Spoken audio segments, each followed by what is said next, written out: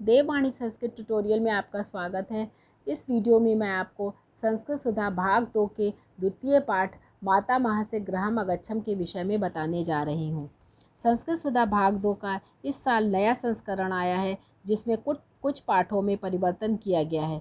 पिछले एडिशन में पाठ 2 का शीर्षक था पितामह से गृहम् अगच्छम्, जिसे बदलकर अब मातामह से गृहम् अगच्छम् कर दिया गया है, जिसका अर्थ है नाना जी के घर गया था। तो देखते हैं कि इस पाठ में व्याकरण की दृष्टि से किन किन बिंदुओं पर ध्यान दिया गया है। ये पाठ वार्तालाप शैली में लिखा गया है। इस पाठ में लंग लकार भूतकाल के प्रयोग के विषय में भी बताया गया है। इसमें सर्वनाम किम तथा अव्यय पद कुत्र तत्र च यदा कदा और अपि अव्ययों के प्रयोग को भी दर्शाया गया है। तो पहले जानते हैं कि अव्यय क्या होते हैं। अव्यय वे शब्द होते हैं जिनके रूप में परिवर्तन नहीं होता है। वे हर जगह, हर वचन, हर काल में अपने मूल रूप में ही प्रयुक्त होते हैं। तो चलिए पाठ की तरफ चलते हैं। यहाँ पे दो मित्र दिनेश और सुरेश के बीच में बातचीत हो रही है, जो बहुत दिनों के बाद मिले हैं। दिनेश पूछता है, सुरेश चिरात दृष्टा आसी, बहुत दिनों के बाद दिखाई दिए।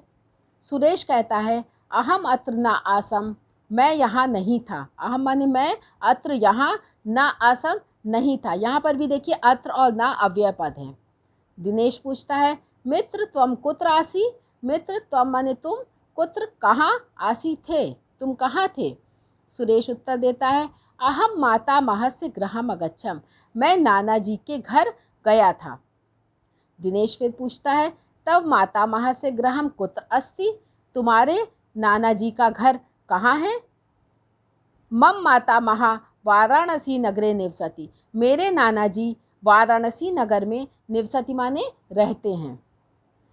त्वम तत्र त्वम किमर्थम अगच्छा, तत्र माने वहाँ, त्वम माने तुम, किमर्थम किस लिए, अगच्छा गए थे, तुम वहाँ किस लिए गए थे। तो सुरेश उत्तर देता है, ग्रीष्मावकाशे मनोरंजनाय सामान्य ज्ञान वर्धनाय च।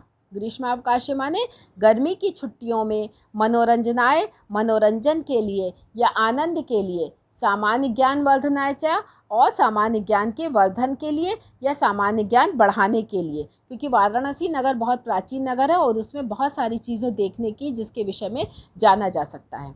दिनेश पूछता है, कीदृशम तत्नगरम, कीदृशम माने कैसा है, तत् माने वो, नगरम माने नगर, वो नगर कैसा है। सुरेश बताता है, अति प्राचीनम बहुत अधिक प्राचीन, अतीव शोभनम बहुत सुंदर, ज्ञान पूर्णम च और ज्ञान से परिपूर्ण।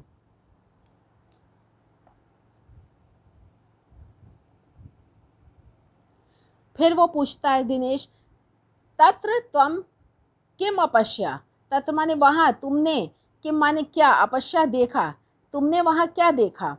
कुत्र चा भ्रमणाय गच्छा, कुत्र चा माने और कहाँ, भ्रमणाय माने घूमने के लिए, अगच्छा गए। सुरेश उत्तर देता है, तत्र प्रातः मातुलेन सा गंगा तटे भ्रमराय अगच्छम्, तत्र माने वहाँ, प्रातः काल में, मातुलेन माने मातुल कहते हैं मामा को, मातुलेन सा मामा के साथ, गंगा तटे भ्रमराय अगच्छम्, गंगा के तट पर घूमने के लिए गया। वाराणसी में गंगा नदी बहती है, इसलिए यहाँ पे बताया गया है कि वो गंगा नदी के तट पर घूमने के लिए गया। यदा कदा कभी कभी नौका विहारम चा करवम, और कभी कभी नौका विहार भी की, नौका से गंगा नदी में घूमे। दिनेश उत्तर पूछता है, किम तुम गंगाया स्नानम ना करो, किम माने क्या, तुमने गंगाया गंगा नदी का स्नानम ना करो, गंगा नदी में स्नान नहीं किया। सुरेश उत्तर देता है, मित्र अहम गंगाया स्नानम तरणम चा करवम, मैंने गंगा नदी में स्नान भी किया और तैरा भी। स्नानम कृत्वा स्नान करके, मंदिरेषु मंदिरों में, देवाराधनम चा करवम, देवाराधन माने देवताओं के पूजा अर्चना भी की। संकट मोचन मंदिरे, संकट मोचन मंदिर में, रामायणस्य सुंदर कांडम अपि अपठम, रामायण का सुंदर कांड भी पढ़ा।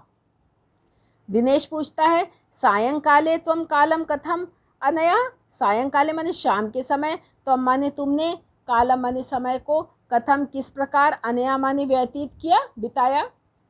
सुरेश उत्तर देता है, सायंकाले कुत्रापि न आगच्छम, सायंकाल के समय या शाम के समय, कुत्र अपि कहीं भी, न आगच्छम कहीं भी नहीं गया, गृहे घर में ही, गृहे एव माने घर में ही, परिवार सदस्य सह परिवार के सदस्यों के साथ, वार्तालापेन बातचीत के द्वारा, मध्य मध्य श्लोक पाठेन और मध्य मध्य बीच बीच में श्लोक पाठ से मनोरंजनम अकर्वम मनोरंजन किया। फिर दिनेश कहता है अंत में, सुरेश त्वं सार्थक रूपेण ग्रीष्मावकालम अनया, तुमने सार्थक रूप से यानी ठीक प्रकार से ग्रीष्मावकालम अनया, तुमने अपने गर्मी की छुट्टियों को बिताया। तव मेलनेन, तुम्हारे मिलने से, महान लाभा अभवत, तुम्हारे मिलने से अत्यधिक लाभ हुआ। अहम अपि, मैं भी, अवकाशे छुट्टियों में, वाराणसी नगरम गमिष्यामि, वाराणसी नगर जाऊंगा। यहाँ पे देखिए गमिष्यामि जो शब्द है वो लिट लकार भविष्य काल का है, तो यहाँ पे लिट लकार भविष्य काल का भी प्रयोग हुआ है, लंग लकार का भी प्रयोग हुआ है। और यहाँ पर देखिए अस्ति और निवसति जो शब्द हैं वो लट लकार वर्तमान काल के हैं, तो यहाँ पे लट लकार वर्तमान काल का भी प्रयोग है, ये अस्ति है, ये निवसति, ठीक है। तो यहाँ पे तीनों कालों का प्रयोग बताया गया है, साथ में जगह जगह पर अव्यय भी बताए गए हैं, जैसे अत्र, न, च, अपि, और भी बहुत सारे हैं, जैसे यहाँ पे देखिए एंड में देखिए कुत्रापि, ये सारे शब्द अव्यय शब्द हैं जिनका प्रयोग बताया गया है। तो यहाँ पे आपके पाठ का अनुवाद समाप्त होता है। आशा करती हूँ कि आपको पाठ का अर्थ अच्छे से समझ में आ गया होगा। तो समझ में आ गया हो तो वीडियो को लाइक करिए और शेयर करिए और चैनल को सब्सक्राइब करिए। धन्यवाद।